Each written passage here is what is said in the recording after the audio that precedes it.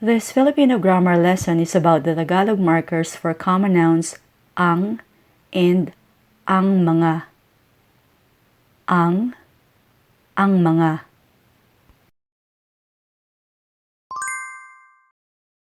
Before we begin, let's define what a common noun is. A common noun is a generic name of a person, place, or thing in a class or group. Unlike proper nouns, a common noun is not capitalized unless it appears at the beginning of a sentence or in a title. For example, girl, man, post office, fish, doctor, etc. To mark or identify a singular common noun in Filipino, we place the singular marker ang before it. Ang, as in ang plus thing or place.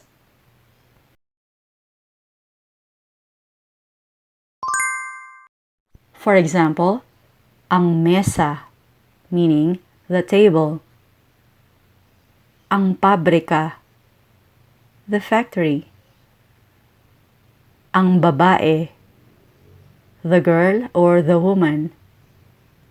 Ang ibon, the bird.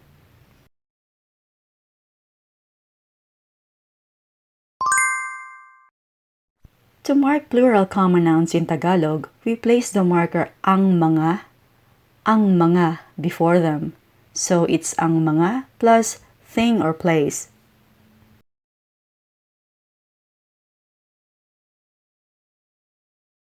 For example, ang mga plato, meaning the plates. Ang mga plato. Mga represents the letter S that forms the plurality of common nouns in English. Another example is ang mga bata. Ang mga bata, the kids or the children.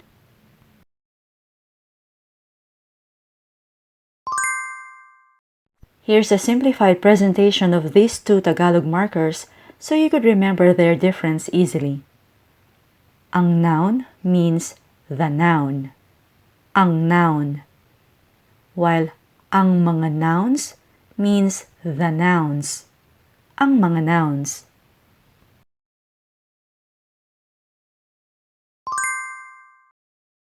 Let's study this short example sentence using ang. Tumatahol ang aso. Since we are using ang, it means that there is only one subject, which is aso or dog in a sentence. Tumatahol ang aso. The dog is barking.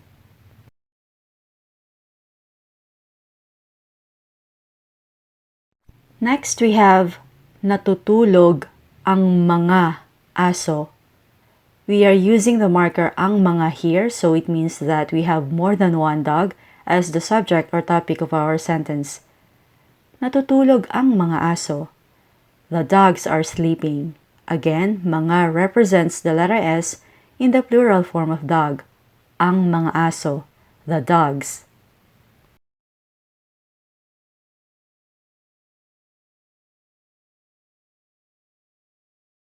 Another example is nasunog ang bahay. We placed ang before bahay, so we're talking about just one house. Nasunog ang bahay. The house burned down.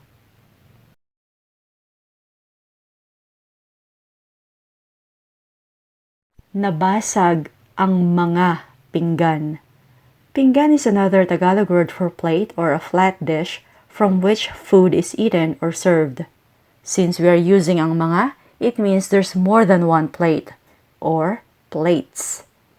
Nabasag ang mga pinggan. The plates were broken.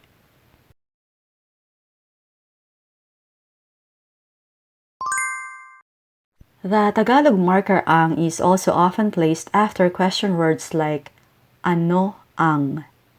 Ano ang, meaning what is the plus the rest of the sentence.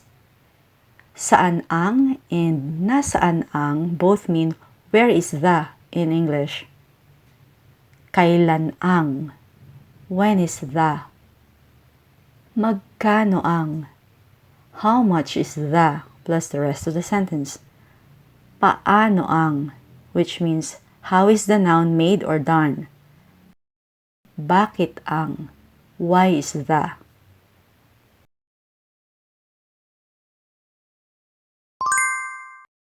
When asking about plural common nouns in Tagalog, we also pluralize the question word ano, so it becomes ano-ano. Ano-ano plus ang mga nouns, and it translates into what are the. Ano-ano ang mga nouns.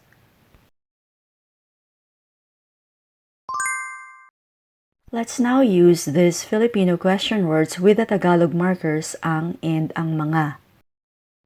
Ano ang pangalan ng kumpanya nyo? Anong pangalan ng kumpanya nyo? Meaning, what's the name of your company?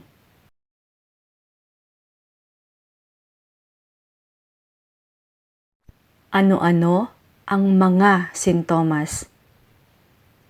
Ano-ano ang mga sintomas? What are the symptoms?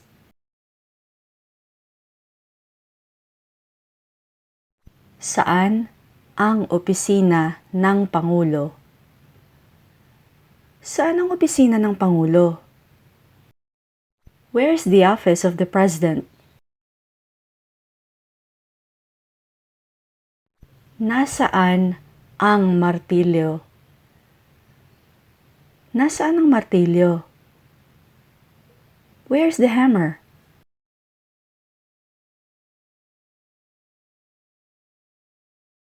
Kailan ang pulong? You may also say, kailan ang meeting? Kailan ang meeting? When is the meeting?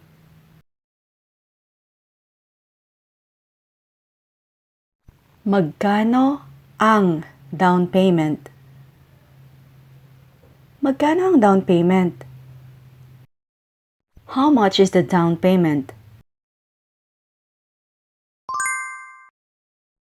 Paano sinusukat ang rate ng kawalan ng hanapbuhay? Paano sinusukat ang rate ng kawalan ng hanapbuhay? How is the unemployment rate measured?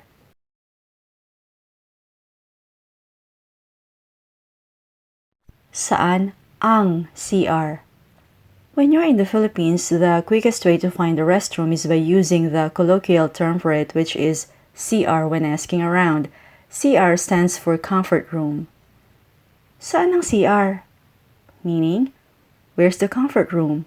Or, where's the washroom?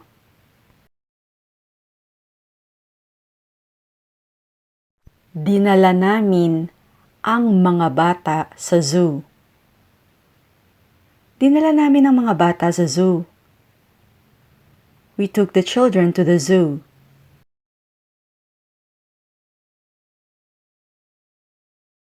Pwede bang pakipatay mo ang TV? Pwede bang pakipatay mo ang TV? Can you turn off the TV, please?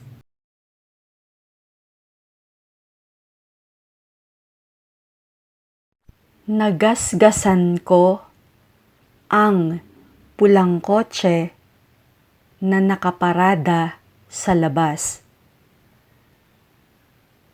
Nagasgasan ko ang pulang kotse na nakaparada sa labas. I scratched the red car parked outside.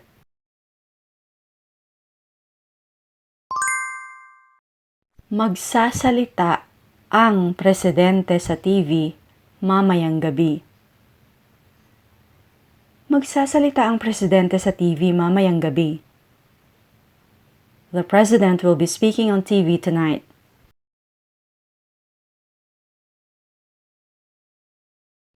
Ikaw lang ang taong pakikinggan niya. Ikaw lang ang taong pakikinggan niya. You're the only person he will listen to.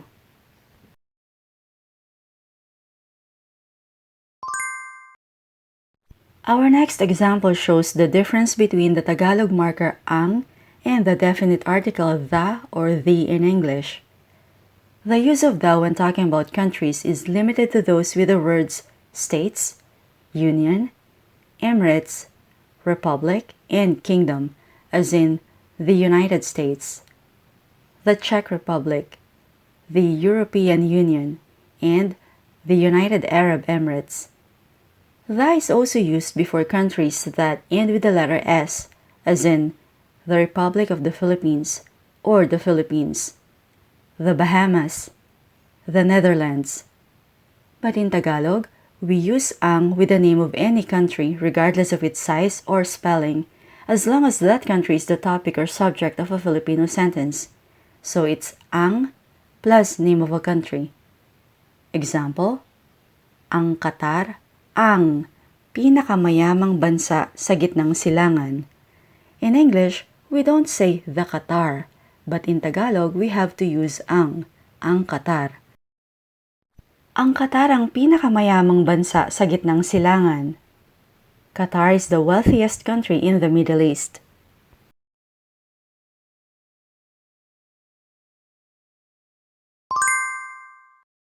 Another difference with the and ang is that the is not used for names of cities, whereas in Tagalog, it's important to place ang before the name of a city to mark or indicate that it's the subject of your sentence. Example, ang Maynila, ang kabisera ng Pilipinas. In English, we don't say the Manila, but in Tagalog, you should say ang Manila or ang Maynila. Ang Maynila ang kabisera ng Pilipinas. Manila is the capital of the Philippines.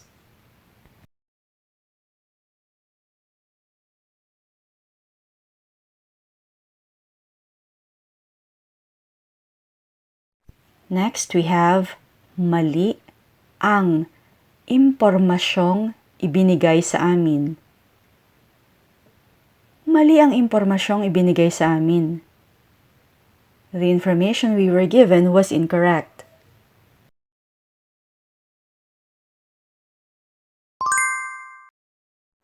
Mahihilig ang mga Pranses sa keso. Plural Tagalog subjects also require plural adjectives. That's why we are using mahihilig, which is the plural form of the adjective mahilig, meaning to be fond of something or to like something very much. Mahihilig ang mga Pranses sa keso, meaning the French enjoy cheese.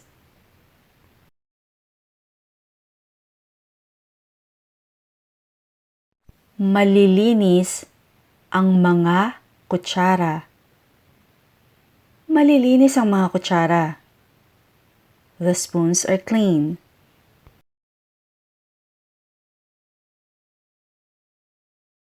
Magaganda ang mga Pilipina. Magaganda ang mga Pilipina. Filipinas are pretty.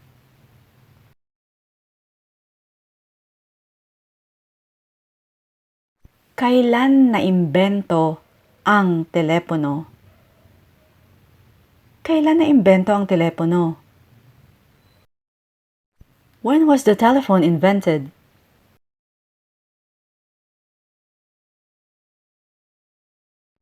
Ano-ano ang mga sangkap ng atsara? Ano-ano ang mga sangkap ng atsara? What are the ingredients of atsara?